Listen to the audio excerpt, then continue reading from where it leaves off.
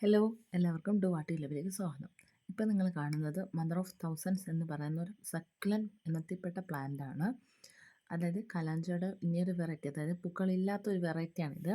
ആദ്യം കാണിച്ചാൽ വെള്ളം കുറേ ദിവസമായിട്ട് ഒഴിക്കാൻ ഇതായിപ്പോയി, അതാണ് അങ്ങനെ ഇരുന്നത്. ഇതാണ് അടുത്തൊരു പ്ലാന്റ്, കണ്ടോ എത്ര കുഞ്ഞുങ്ങളാ ആ ഇലയിലൊട്ടിയിരിക്കുന്നത്.